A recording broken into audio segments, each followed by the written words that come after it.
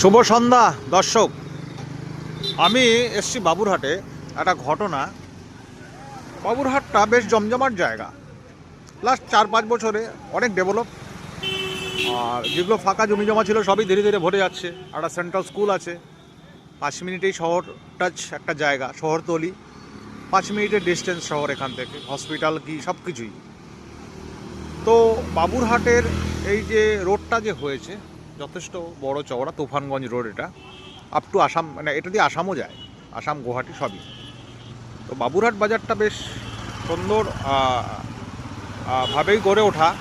কিন্তু লাস্ট কয়েক মাস ধরে একটা জিনিস লক্ষ্য করলাম, জানি না মানে এটা কারা দেখে বা কে মেনটেন করে। একটা সুন্দর সুস্থ ফুটপাথ, কোচবিহার শহরে অনেক ফুটপাথ দখল করে আছে প্রচুর লোক, ওটা তো চোখে আসেই না। তো বাবুরহাট একটা সুন্দর জায়গা ছিল, ফুটপাথ দিয়ে সবাই যেত, আজকাল চাইলেও যেতে পাওয়া যায় না। এই ফুটপাথ দখল করে আছে কিছু ব্যবসায়ী। কেন প্রতিবাদ হয় না জানি না, আমি দেখাতে দেখাতে যাচ্ছি দর্শক।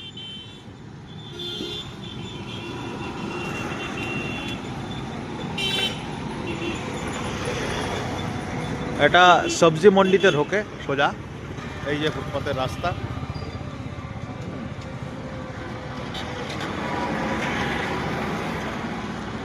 দেখুন সবাই, আমি জানি না এটা আলাদা করে পয়সা হয়তো দিতে হয়, কেউ হয়তো নেয়, তাহলে কী করে একটা ফুটপাথ চোখের সামনে দখল হয়ে যায়। আর এখানকার লোকাল পাবলিক যারা আছে, যারা এখানকার স্থানীয়, তারাই বা কী করে এটা মেনে নেয়। দোকানটা কোথায় দেখুন, এই দেখুন বাইরে বের করে আছে মালপত্র, এই চলছে চারিদিকে। তো এটা সর্বত্রই, শহরের বুকে তো দীর্ঘদিন ধরেই হচ্ছে।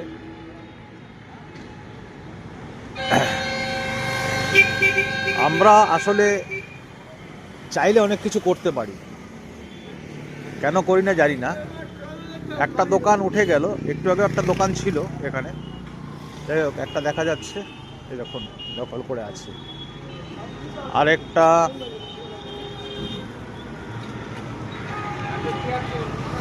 ঠিক এই জায়গায় একটা দোকান ছিল, আজকে উঠে গেছে। আমি অন্যদিন ভিডিও করব এই ফুটপাথটা দখল করে। এভাবেই দিনের পর দিন হচ্ছে সব জায়গায়। তো এটা তুলে ধরার উদ্দেশ্য একটাই, ওই দেখুন সোজা দেখুন একটা দোকান দেখা যাচ্ছে।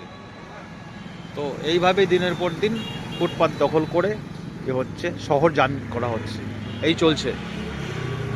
নমস্কার।